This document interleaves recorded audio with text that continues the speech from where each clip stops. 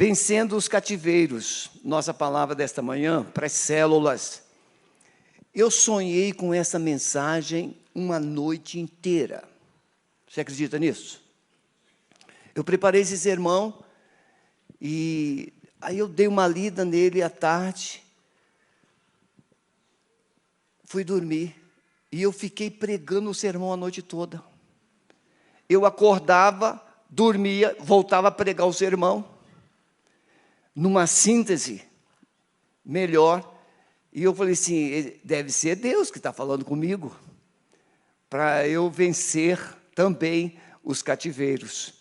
Porque antes do pastor pregar, ou antes do mensageiro pregar para você, ele precisa pregar para si mesmo.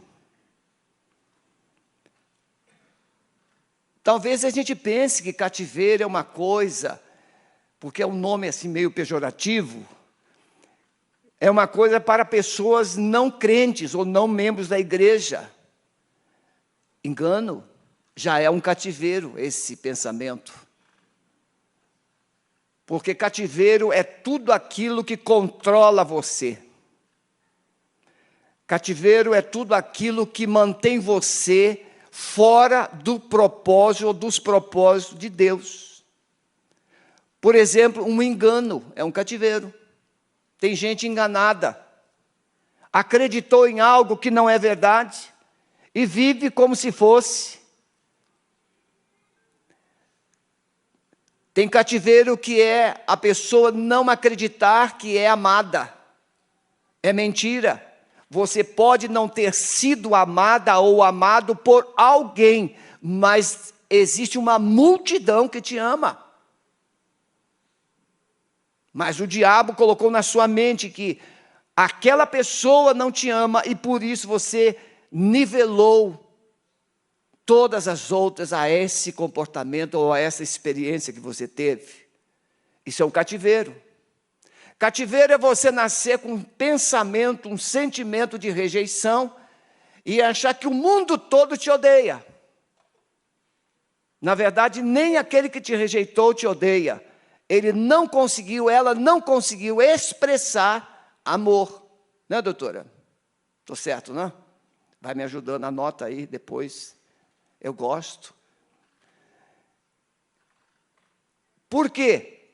Porque nós vivemos um tempo que a cada dia mais os enganos irão aparecer. Vocês sabiam e sabem, eu estou desafiando você a ler Apocalipse. Ler, reler, se possível compre um comentário bom. Por quê? Porque é o que vai acontecer nos últimos dias.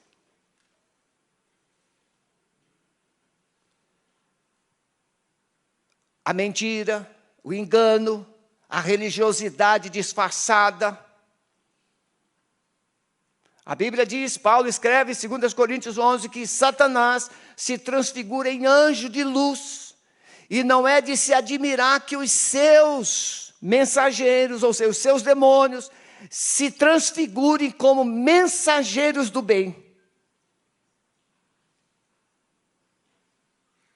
Nem tudo que brilha é ouro. Nem tudo que fala de Deus é de Deus. Vencendo os cativeiros, Marcos 5, 27, 29. Ouvindo falar de Jesus, veio por detrás entre a multidão e tocou na sua veste. Porque dizia, se tão somente tocar nas suas vestes, sararei. E logo se lhe secou a fonte do seu sangue, e sentiu no seu corpo estar já curada daquele mal. Capítulo 5 de Marcos traz 3 encontros de Jesus com pessoas. Jesus vai ao encontro de uma, Jesus está passando e alguém vai ao encontro dele, toca. No terceiro, alguém que precisa de um socorro imediato, um socorro urgente, vem desesperado, se joga aos pés dele. São 3 encontros. O que é um encontro com Jesus? Esse encontro com Jesus pode ser um encontro frustrante. Por exemplo, o rico insensato. o rico, o mancebo rico. Jesus disse, ele disse, meu mestre, o que eu farei para eu herdar a vida eterna? E Jesus disse, ninguém é bom, senão Deus.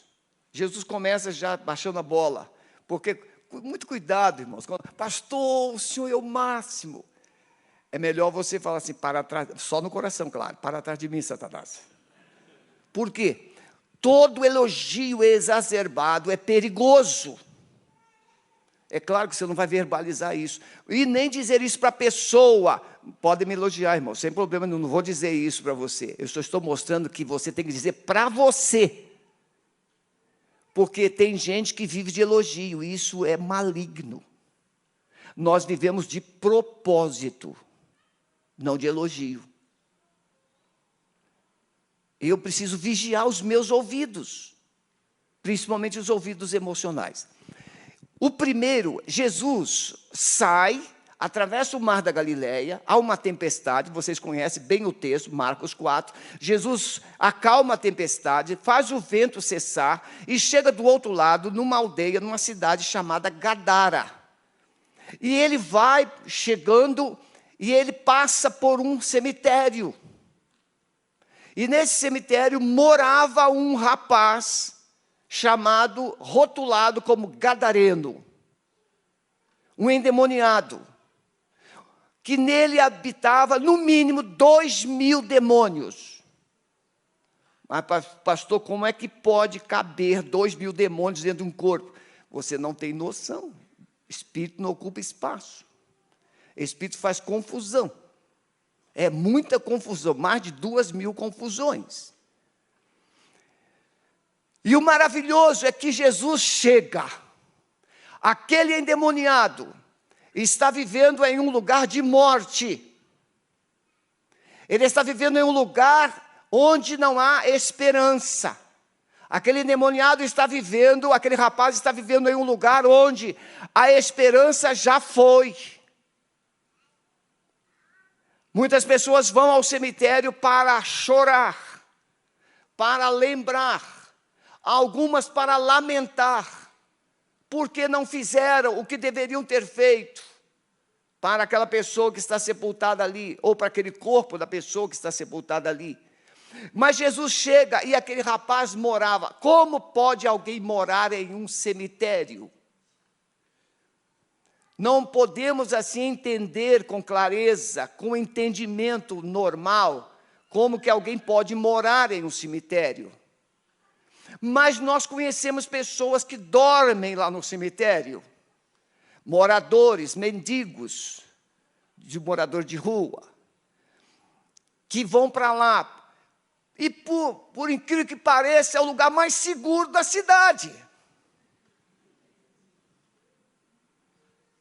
Lá ninguém te acusa, lá ninguém vai te assaltar, acho. Porque tem gente que vai lá para assaltar as tumbas, e pode acabar assaltando você também.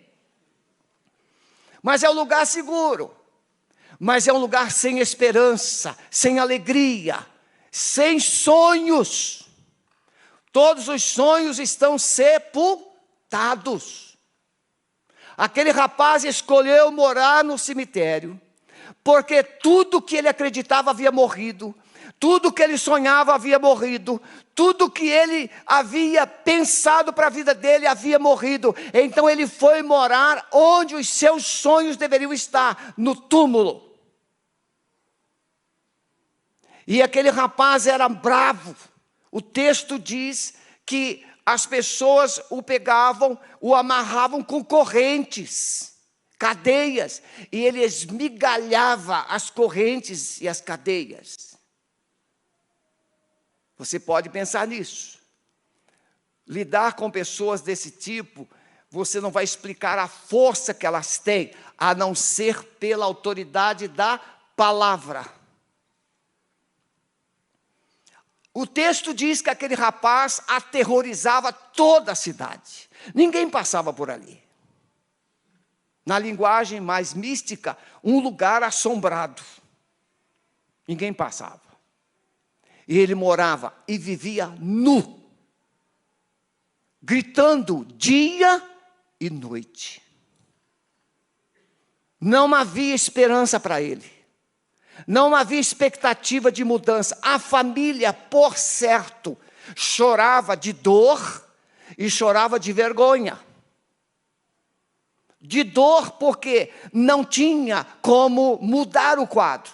De vergonha porque, obviamente, as pessoas comentavam aquilo que acontecia. Mas Jesus chega. E Jesus dá uma palavra. Sai dele, espírito imundo. E aquele jovem é liberto. Aquele jovem é transformado.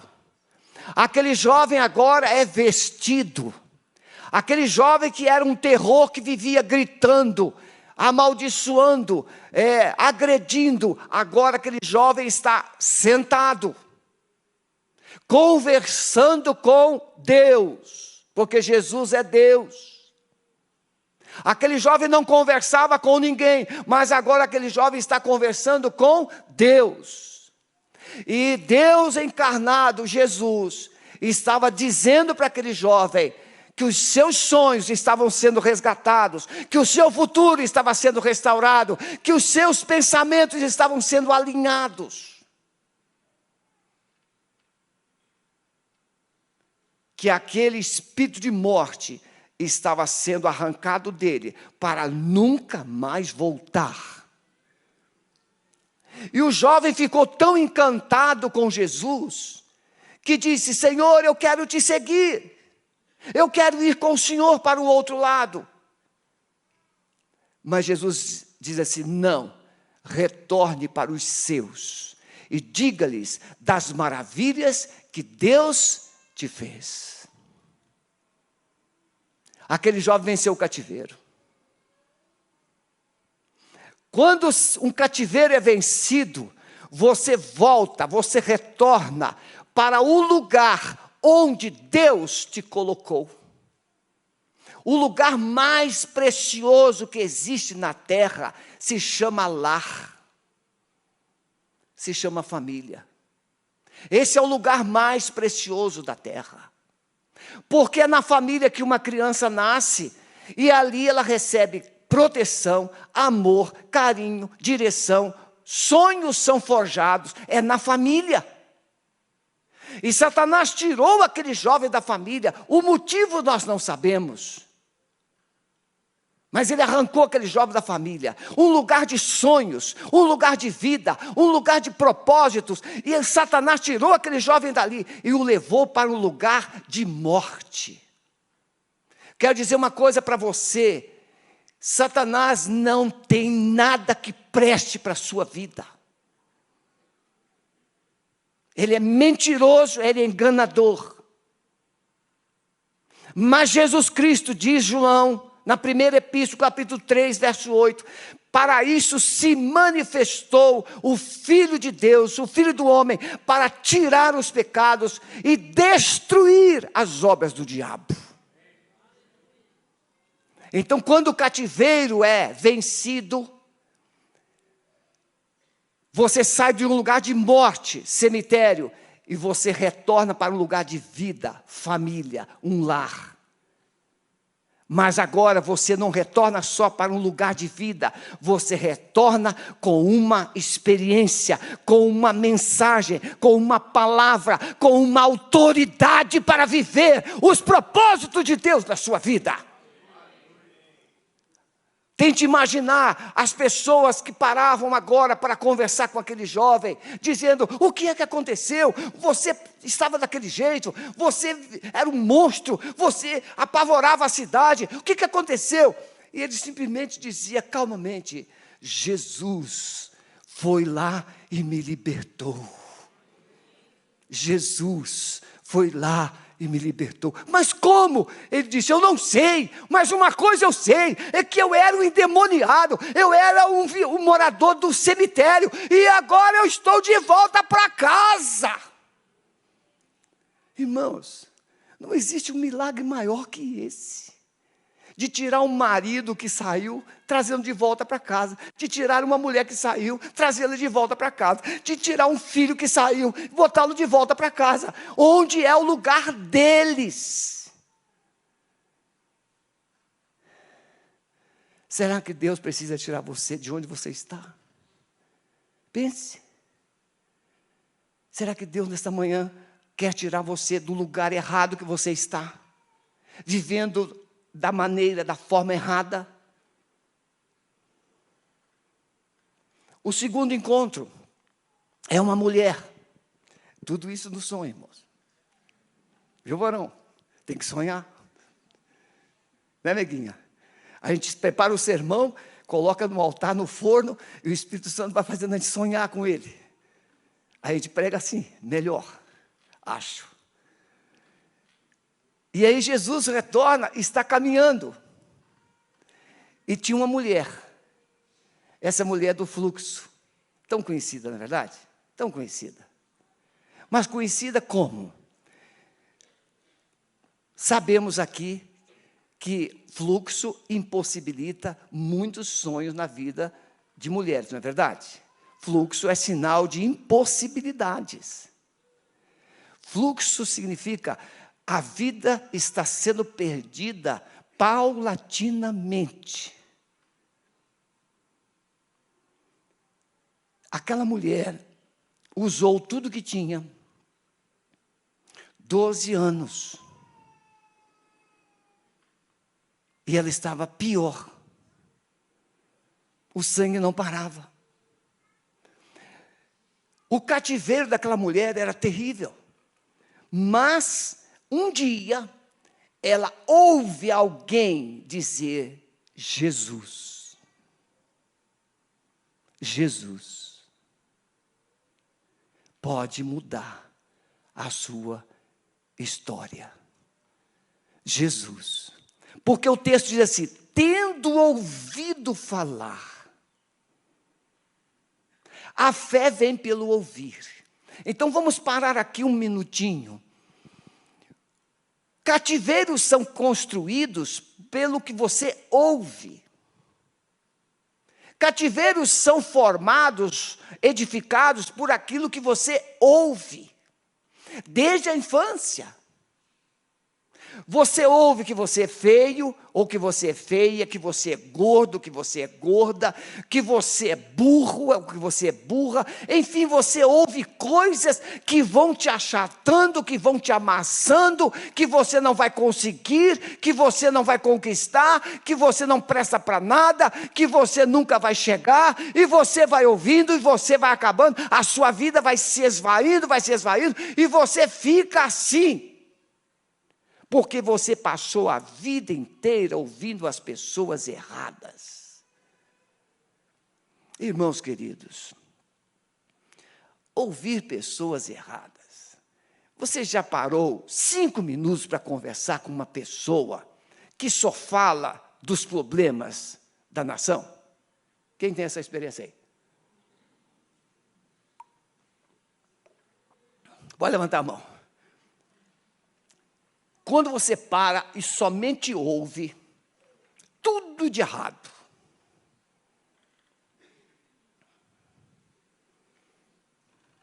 Quem aqui gosta de estudar matemática? Levante a mão. Tem. Minoria. São os das exatas. Minoria. Não é verdade? Eu era bom, né, Vitor? Era bom. Matemática financeira, mas álgebra, eu penava. O segredo de álgebra é repetir, fazer. Quanto mais você faz, mais você aprende. E eu tinha um ódio, uma raiva do professor, que ainda falava assim: Brito, tem que ter base. Essa palavra mata. Tem que ter base. Pois é. Qual é a base da sua história? É como fórmulas. É como matemática. Sem base, você não terá como substituir as equações, sistemas. O dia que tive um sistema lá para substituir o pi, eu falei assim, que pi? O que é isso? Nem lembro o que é pi. Mas tem uns cabeções que sabem que é pi desde pequenininho.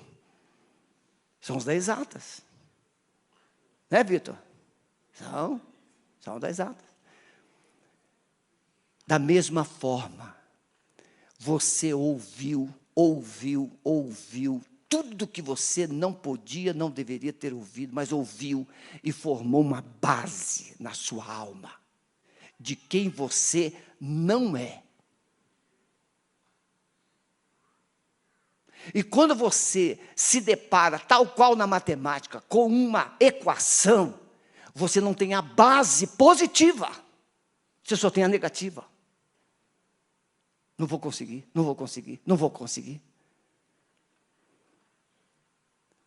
E então, Jesus, tendo ouvido falar de Jesus, quem é Jesus? Você sabe intelectualmente, no conhecimento intelectual, você sabe quem é Jesus. Você sabe que Jesus é Deus, você sabe que Jesus se tornou carne, você sabe que Jesus Cristo veio e viveu 33 anos aqui na terra, você sabe que Jesus Cristo foi preso, foi julgado, foi traído, foi preso, julgado e foi condenado e morto, você sabe que Ele ressuscitou 3 dias depois, você sabe que Ele ficou entre os discípulos 40 dias. Depois de ressuscitado, 40 dias. Mas o que isso faz diferença na sua vida? Qual o efeito dessas verdades na sua vida? Alguém que ressuscitou, alguém que morreu por seus pecados, alguém que ressuscitou dentre os mortos, alguém que subiu visível e foi assunto aos céus. Sim, o que essa palavra opera, impacta, muda a sua vida, a sua história. Você já cansou de ouvir isso? Aquela mulher, não. Quando ela ouviu falar de Jesus, quem era Jesus? Do poder dele, do amor dele, do propósito dele com as vidas, ela disse no seu coração, ela não verbalizou, ela disse no seu coração, se eu tão somente tocar nele, eu ficarei curada. E aconteceu tal qual ela creu. Tal qual ela creu. Quando ela tocou, Jesus para. Porque esse parar de Jesus não é por causa da multidão. Esse parar de Jesus não é por causa dos discípulos que ficaram incomodados. Mestre, a multidão te aglomera e tu perguntas quem te tocou, quem me tocou. Todo mundo te toca. Quando Jesus para, ele para por causa daquela mulher. E quando ele para, ele pergunta, quem me tocou? Ele para aqui neste culto e pergunta, quem realmente crê em mim? Quem realmente está disposto a tocar em mim nesta manhã? Ele para aqui neste culto e pergunta, quem de fato está disposta a confiar de coração que eu posso tirar as causas de suas perdas nesta manhã? Quem pode?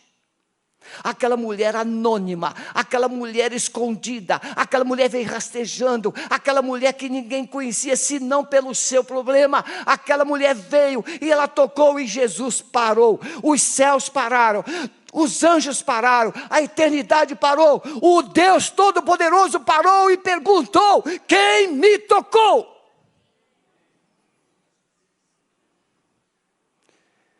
Essa é a reação de Deus quando você corresponde à expectativa da sua voz. Ele para. Ele para e corresponde. E Ele quer iniciar relacionamento. Porque se fosse só curar, Jesus teria ido embora. Mas Jesus parou e perguntou: quem me tocou? E houve então um reboliço: quem te tocou? Quem te tocou? E então aquela mulher vem e se apresenta. E o texto vai dizer: Senhor. E o texto diz assim: e ela contou toda a verdade. Ela contou tudo. O que não está escrito, ela contou. Ela contou quanto tempo ela estava sofrendo. Ela contou as dores, as humilhações que ela havia passado. Ela contou do desespero das noites que o sangue saía. Ela contou que ela tinha sonhos que não jamais poderiam se cumprir. Ela contou. Por isso, Senhor, Tu és a minha única esperança. E o texto diz que Jesus olhou para ela e disse: mulher, vá em paz, a tua fé te salvou. A tua fé te salvou. Ela foi atrás de cura, ela foi atrás de sonhos, mas Deus tem mais do que cura, Deus tem mais do que sonhos, Deus tem mais do que você pensa, Deus tem uma eternidade para você. O filme Apóstolo Paulo, não canso, aquela cena não sai da minha mente. Os discípulos estão presos em Roma, Silas está com eles ainda. E os discípulos estão, obviamente, um pouco assim, desconfortáveis, porque eles seriam jogados nas arenas, ou na arena ali, para que os leões pudessem devorá-los. E os discípulos estavam assim, demonstrando, porque eram mulheres, crianças. E Silas então chama aquele grupo de discípulos e os abraça e diz assim: fiquem calmos, não tenham medo, é só um momento, depois a gente vai para casa.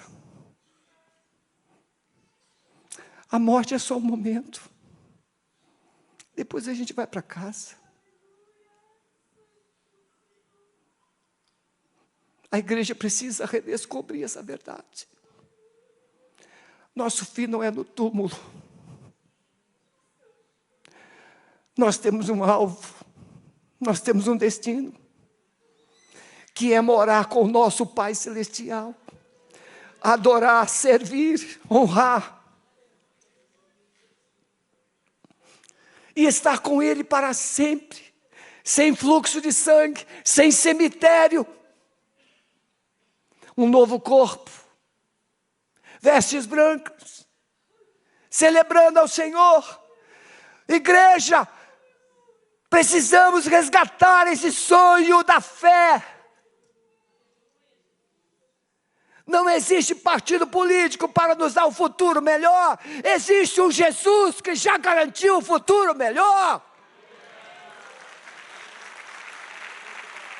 Existe um Jesus que já venceu e voltará para nos trazer a eternidade e nos consolar com toda a glória do céu. Vencendo o cativeiro, aquela mulher voltou para a sua casa. Agora eu posso ser mãe, agora eu poderei criar filhos, agora os meus sonhos estão vivos novamente. Jesus vence o cativeiro da desesperança. Em último lugar, Jesus está na beira-mar conversando com os discípulos e chega o Jairo. Quem é Jairo? É um líder religioso, é um líder que acreditava como os fariseus, preservava a lei, ele responsável por uma sinagoga, ele preservava a lei. E se tem uma coisa, tem pessoas que têm dificuldade de deixar uma religião para seguir Jesus, tem pessoas que têm dificuldades de deixar algum conforto para seguir Jesus. ir numa casa, a casa cheia de ídolos, cheia de feitiçarias, cheias de enganos. Como deixar isso que a minha avó me ensinou? Como deixar isso que meu pai me ensinou? Você precisa entender que o seu pai é confiável, a sua avó é confiável, mas a palavra de Deus é mais confiável do que todos. Meu amado, minha amada, que ainda acredita em coisas como ídolos, feitiços, rituais, você precisa ouvir a voz de Deus além da voz dos seus pais, dos seus ancestrais, porque Jesus diz que se você não deixar pai, mãe, esposa, filhos, por amor de mim, você não poderá entrar no reino de Deus.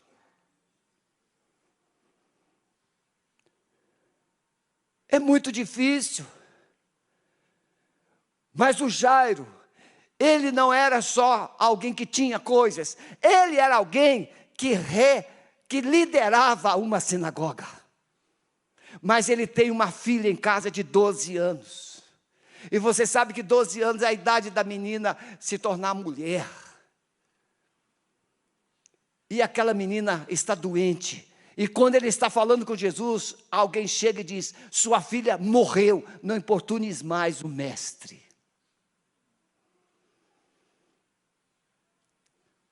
E Jesus diz assim: Jairo, não temas, crê somente. Só isso. E o Jairo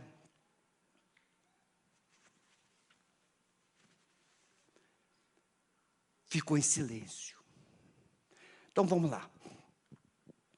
Primeira coisa, Jairo, ele tem um relacionamento religioso, que ele pensa que tem um relacionamento com Deus. Ele é uma pessoa fervorosa, ele estuda a palavra, ele estuda a lei. Ele vai na sinagoga, ele organiza a sinagoga, ele faz tudo. Ele é muito dedicado, ele é muito zeloso. Eu ontem lá no Hospital Erasto, quando eu estava lá com meu irmão, tinha lá uma família esperando, e eu escutei alguma coisa, fiquei assim atento, e de repente a família olhou para mim e falou assim: o senhor é ministro, o senhor é ministro. Eu falei assim: eu sou pastor da Igreja Batista. O que está acontecendo? O pai tinha falecido, e eles estavam esperando alguém da religião deles, que pudesse entrar lá, para eles ver o falecido. Eu disse: eu estou à disposição, se vocês precisarem de qualquer coisa, mas eu posso orar com você? E aí eu coloquei a mão na cabeça dela e orei. A família continuou comendo os seus pães que estavam comendo.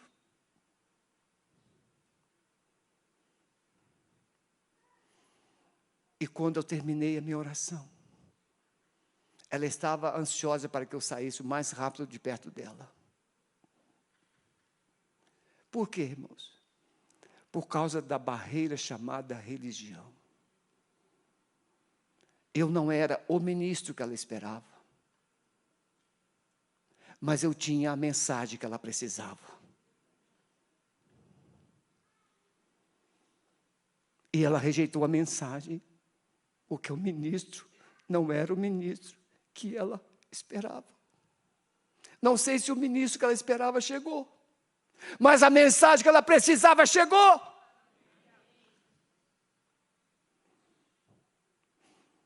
Aquele homem Jairo quebrou esse paradigma. Eu sou líder da minha religião, eu cuido de uma sinagoga, eu sou muito importante na minha sociedade, na minha comunidade, mas uma coisa agora eu preciso fazer: a minha filha está morrendo agora, minha filha morreu. E se tem alguém que pode resolver isso, é Jesus. E ele rompe, ele vai lá publicamente, se joga aos pés de Jesus e implora Jesus para ir à sua casa, restaurar a sua filha. E Jesus vai e restaura a sua filha. Ele cura, Ele ressuscita aquela menina de 12 anos. Então, irmãos, eu falei 3 coisas. Primeira coisa, eu falei que vencer o cativeiro é o poder de Deus agindo na sua vida para tirar você de um lugar de morte e levar você para um lugar de vida, para a sua família, para a sua casa. Voltar a se relacionar, voltar a conviver, voltar a construir sonhos de Deus na sua vida. O seu lugar não é no cemitério, o seu lugar não é no lugar de morte, o seu lugar não é um lugar de solidão, o seu lugar não é um lugar de tormento, o seu lugar é um lugar de comunhão, de convivência, de relacionamento, e relacionamento com Deus e com a sua família. Segundo, Jesus tem um encontro com uma mulher que tem um fluxo, o fluxo tira a vida, impossibilita sonhos. Quando Jesus vence o cativeiro dessa mulher, ela não somente para de perder vida, ela recebe vida, e vida abundante, e agora ela volta a ter sonhos de mulher, de gerar, de cuidar. Mas eu fiquei encantado com o que Deus me falou a respeito de Jairo. Jairo tinha uma filha só. E essa filha morre. Significa legado zero. Jesus não quer tirar você só da morte e levar para a vida. Jesus não quer restaurar sonhos. Jesus quer restaurar sua descendência. Jesus quer que a sua geração se perpetue. Ele vai lá, ressuscita aquela moça, que agora tem 12 anos, pode gerar filhos. Esses filhos é uma garantia de um legado, é uma garantia de uma geração. Eu quero que você pare um momento agora e pense, meu amado, minha amada que está aqui, e você que nos acompanha pela internet.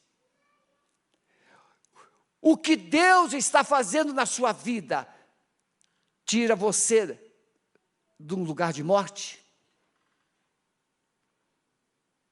O que Deus está fazendo na sua vida, restaura sonhos e propósitos? O que Deus está fazendo na sua vida, garante um legado para a sua geração? Sua descendência? Baixe a sua cabeça, por favor. Pense agora.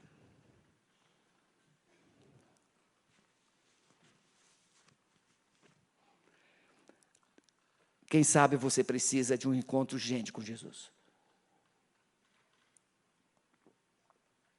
Um encontro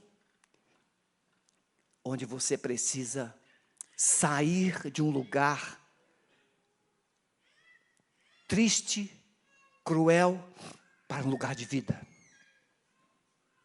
Um encontro para restaurar sonhos.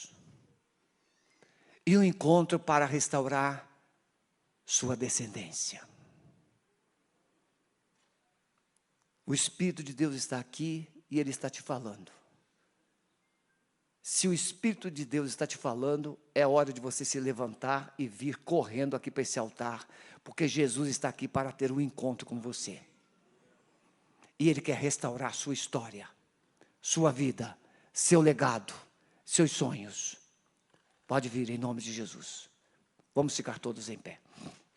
Por favor. Deixe o seu lugar e venha, coloque a sua vida aqui. Porque Jesus quer fazer algo novo.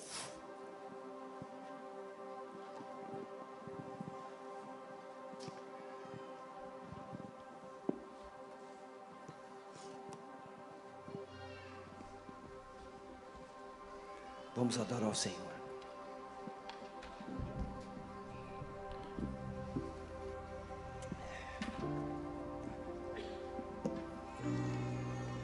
Aleluia.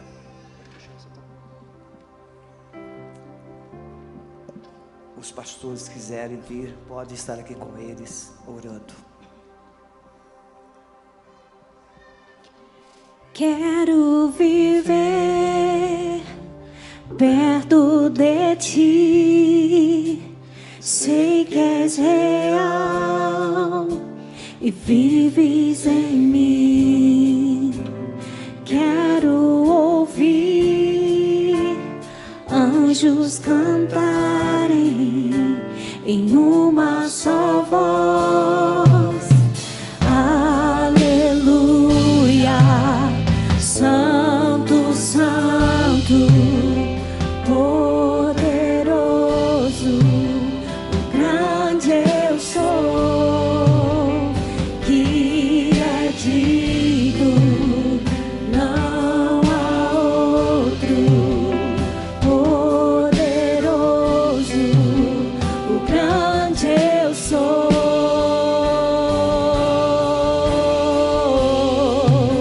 o grande eu sou. Declare: montanhas, montanhas vão cair, demônios fugirão ao ouvir de que Jesus é o Rei dos Reis. Não há poder maior, nada resistirá ao seu poder e à presença do grande eu sou, do grande eu sou, do grande eu sou, do grande eu sou, do grande eu sou, do grande eu sou, do grande eu sou.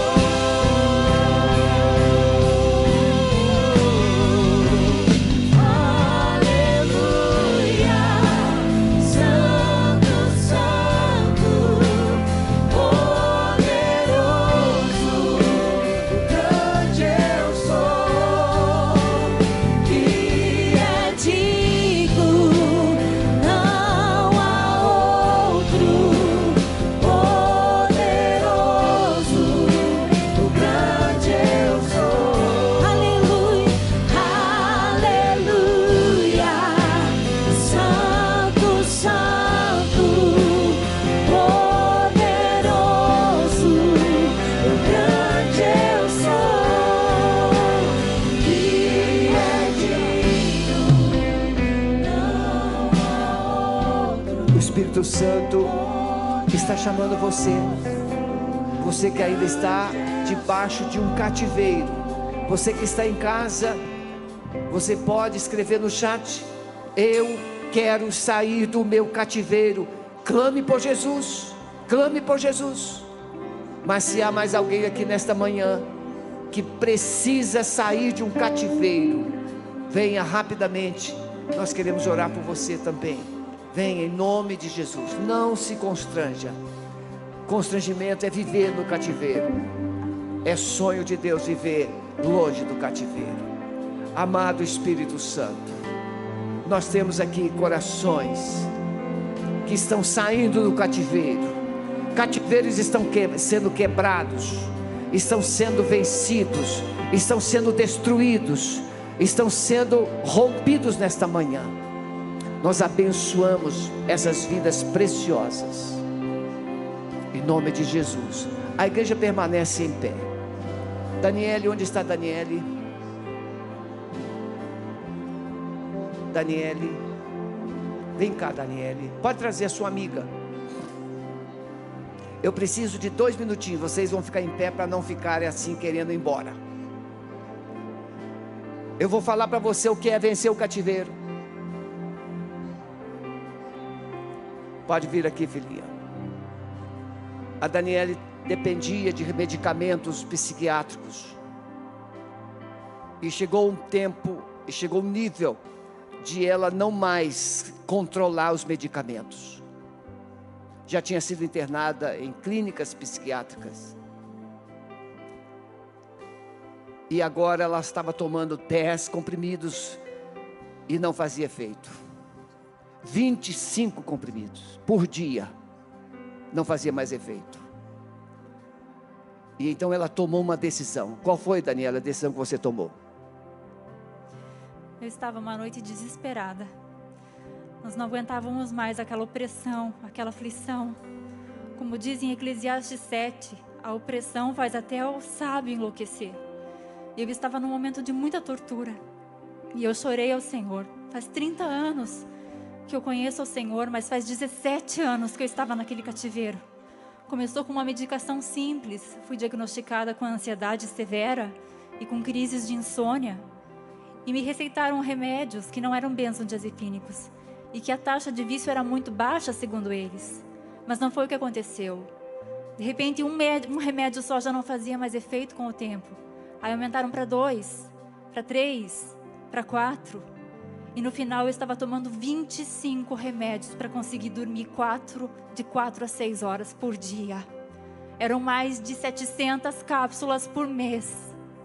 Os meus médicos olharam para mim e falaram: você não vai ter muito tempo de vida. Você está morrendo. Você está tomando doses que são letais. Se interne. E eu falava: não vou me internar por uma questão de dignidade. Eu não vou, eu conheço o Senhor, eu não vou. Então, na minha sala, chorando, eu falei: Senhor, eu preciso que o Senhor venha hoje e fale comigo. Eu preciso de um conselho. Eu preciso do teu conselho, Senhor. E o Senhor me disse assim: eu também precisei de ajuda para chegar até a cruz no Gólgota. E eu falei: mas como, Senhor, que o Senhor precisou de ajuda? E ele falou: Simão, o Cirineu, foi constrangido a me ajudar a carregar a cruz até o Gólgota. Eu falei: sim, Senhor, eu sei, mas o Senhor curava lunáticos, paralíticos, coxos imediatamente. E o Senhor me respondeu novamente: mas também fiz lodo e untei os olhos de um cego e mandei ele se banhar. Então ali eu entendi que o Senhor queria que eu fosse para o hospital. Na mesma hora veio a voz do maligno e falou: você acha que Deus vai falar com você assim? Você é esquizofrênica. Deus não fala assim. Então, desesperada, sabendo que a palavra mesmo diz que o coração é enganoso, eu falei: Senhor, eu preciso da confirmação na tua palavra.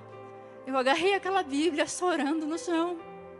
Falei: eu não estou te tentando, Pai, mas me mostra se é o Senhor que está falando comigo. E Ele me deu Isaías 51, versículo 21 e 22, que dizia assim: ó aflita e embriagada, mas não com vinho.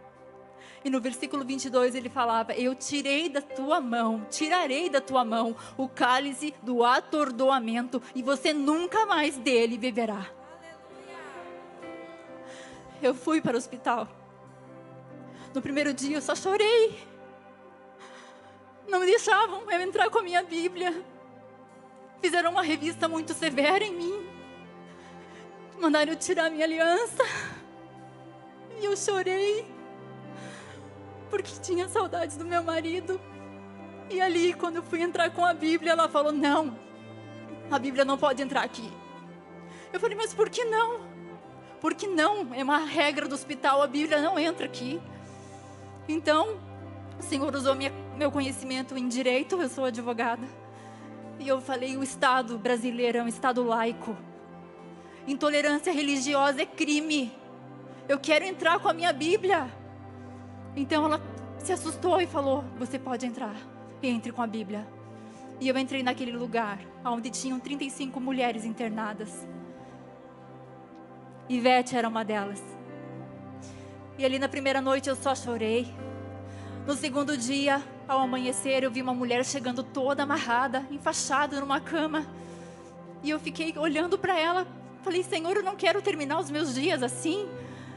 Mas aí aquela mulher estava sedada, fortemente sedada e amarrada. De repente ela abre os olhos e fala para mim: você foi batizada por Ele. Eu falei: por Ele quem? Ela falou: por Jesus. Eu falei: como que você sabe? Porque a luz dele está em você. E ela fechou os olhos e só acordou muito mais tarde. Então no terceiro dia eu passei pelas meninas que tinham tomado banho, estavam com os cabelinhos todos molhados, tristes, sentadas no sofá. E o Senhor falou assim para mim: faça elas ficarem bonitas, se olharem no espelho e dizer o quanto eu as amo. Então eu falei: como eu vou fazer elas bonitas, Senhor? Eu não tenho nada. Ele falou: o que você tem? Eu falei: eu só tenho uma escova de cabelo. O Senhor falou: basta, faça escova nelas. Ivete foi uma delas. E ali o rosto delas começaram a ficar formosura, começou a voltar aos seus rostos. Elas se olhavam no espelho e começaram a sorrir. E começou a haver um mover lindo do Senhor, aonde tinham gritos antes, desespero, pranto. Se alguém passasse mal, eles não chamavam mais enfermeira, enfermeira. Eles começaram a chamar: Dani, vem orar. Dani, vem orar por mim. Ore por mim antes de eu dormir. Ore por mim. E eu vi muitos diagnósticos de esquizofrenia sendo revogados. Pessoas começaram a ser libertas, curadas, salvas. Os desviados encontraram novamente o retorno. E no meio daquele lugar que eu pensei que fosse para minha morte, para meu desespero, o Senhor me libertou ali. Me libertou completamente ali. E realmente Ele cumpriu. Tirou da minha mão o cálice do atordoamento. E eu disse para Ivete: nós estaremos juntas louvando ao Senhor, porque Deus é bom e poderoso. Amém. Irmãos queridos, ele é o Cristiano. Vem cá, Cristiano, rápido, correndo. Esse marido nota 10. Eu atendi o Cristiano com a Dani no gabinete antes dela ser internada. Vem cá. Depois ele veio sozinho, com essa carinha de sonso dele assim, mas é um homem santo de Deus. Irmãos, olha, ela é advogada, ele é caminhoneiro. Aí você fala assim: não tem nada a ver. Tem muitos advogados precisando de um caminhoneiro. Tem tudo a ver, porque ele tem um coração que ela precisa. Tenho muito orgulho de vocês. Podem sair. Deus abençoe. Maridos, não desistam das suas mulheres. Mulheres, não desistam dos seus maridos, porque o melhor de Deus está por vir. E para terminar, irmãos, sabe o que mais marcou? É que aquela Bíblia que ela levou, as pacientes queriam arrancar páginas, porque elas não tinham. Elas queriam um pedaço da Bíblia, porque uma página da Bíblia era a voz de Deus no coração delas. Eu quero desafiar vocês: retornem para casa hoje, mas não aceitem viver em cativeiro nenhum, porque há algo novo na vida de vocês para serem vividos e para serem experimentados. Que a graça de Deus seja sobre as suas vidas, que o amor do Pai inunde os corações, e que o poder do amado Espírito Santo guie, dirija os corações de vocês. Podem voltar. Você que está em casa, muito obrigado pela sua atenção. Aqui encerramos nossa transmissão.